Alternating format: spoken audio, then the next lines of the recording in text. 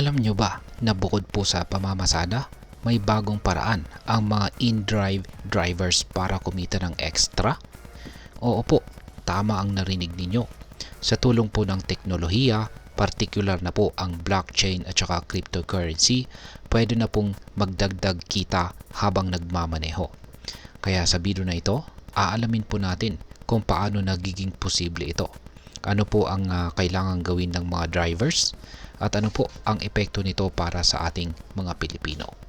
Kaya ayan, bago po tayo magpatuloy ay nais ko lamang po munang bigyang linaw ang aking disclaimer kung saan ang nilalaman po ng video na ito ay hindi po ito isang financial advice. For education and information purposes lamang po ang layunin nito. Ayan, nakikita natin dito ay si Asia Pacific Mark Tolley. Yan, siya po ang in-drive regional director for Asia Pacific na si Mark Tolley. Ayan, kung saan ay nakikipag-usap po siya sa mga reporters noong round table discussion sa Makati. At hinighlight po niya yung kanilang plano dito sa Pilipinas ngayon taong 2025. Ayan, ngayon ay umpisahan po natin sa kung ano po ba ang mga bagong features na ito para sa in-drive drivers. Yan, sa isang press briefing noong January 9, 2024 ay in-announce po ng in-drive Asia Pacific Regional Director na si Ginoong Mark Tolley ang plano po ng kumpanya para sa Pilipinas ngayong taong 2025. Ang in-drive kasama po ang Coins.ph at Hive Mapper ay nag-launch ng bagong feature kung saan ang mga driver ay maaari pong kumita ng hanggang 18,000 pesos kada buwan. At yan po ay sa pamamagitan ng tinatawag na map work. Pero paano nga ba ito gumagana? Ayan. Paano ba gumagana ang map work na ito? Una, ay kinakailangan po ng mga driver na mag-install ng Hive Mapper dashcam sa kanilang sasakyan. Ang espesyal po na dashcam na ito ay otomatikong nangongolekta ng map data habang nagmamaneho po sila. Ang mga datos na ito ay ginagamit upang makabuo ng mas detalyado at accurate na mapa na maaari pong magamit ng iba't ibang kumpanya o organisasyon. Kapag nakolekta po ang map data, babayaran ang mga driver gamit po ang Honey tokens, isang uri po ng cryptocurrency. Ang mga token na ito ay maaari pong i-trade o i-convert sa cash gamit po ang Coins.ph platform.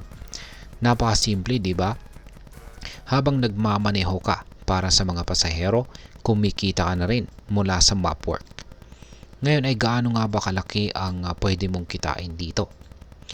Ayon po kay Sofia Ginto, siya po ang Business Development Head ng InDrive, ang mga driver ay maaring kumita ng hanggang 18,000 pesos kada buwan sa pamamagitan lamang po yan ng Mapwork.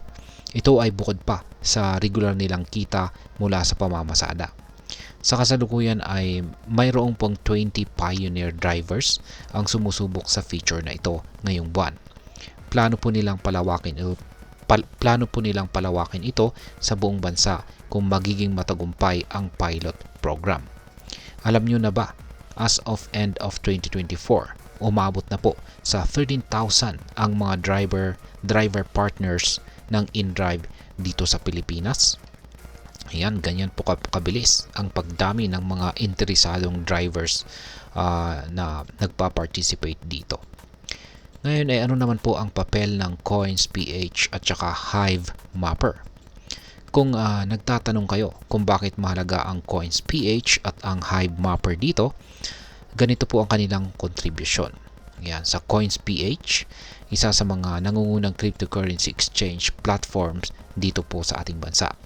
Dito ay pwede pong i-convert ng mga driver ang kanilang Honey tokens sa cash.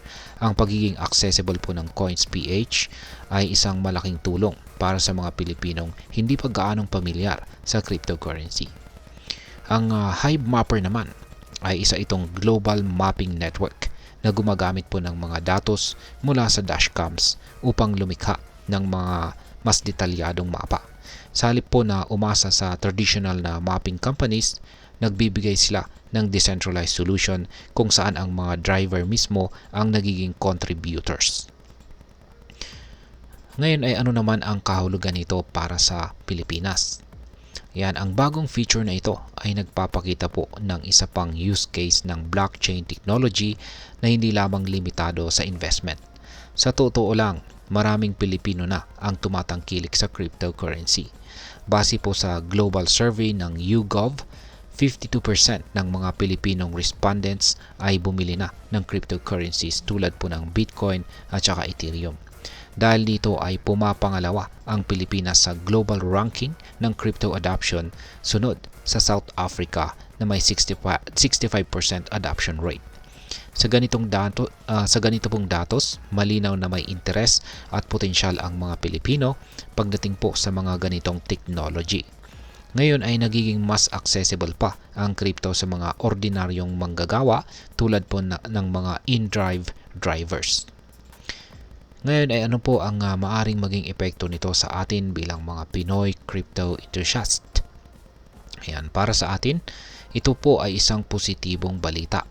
Una, nagbibigay po ito ng bagong paraan upang makapasok sa mundo ng cryptocurrency. Hindi na kailangang maglaan ng malaking puhunan para makapag-trade o mag-invest.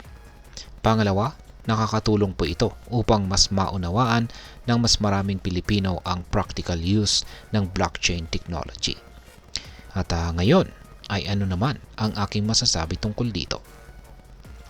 Ang inisyatibong ito ay isang magandang halimbawa kung paano po nagbabago ang mundo ng trabaho dahil sa technology. Para sa mga in-drive drivers, ito ay isang oportunidad upang palakihin ang kita habang ginagawa ang kanilang pang-araw-araw na gawain. Para naman sa ating ekonomiya, nagpapakita po ito ng progreso sa crypto adoption sa bansa. Ngayon ay nasa kamay ng mga driver ang pagdidesisyon kung sasali ba sila sa programang ito. Ngunit para sa akin, sulit subukan po ang ganitong oportunidad, lalo na kung nais mong matuto tungkol sa cryptocurrency habang kumikita. At ayan, hanggang dito na lamang po tayo sa video na ito mga ka-crypto. Sana po ay inyong nagustuhan ang aking paliwanag sa video na ito. Kung inyo po itong nagustuhan, pakiclick lamang po ang like button nito. Marami pong salamat sa panonood. Ingat po tayo lagi at God bless po sa ating lahat.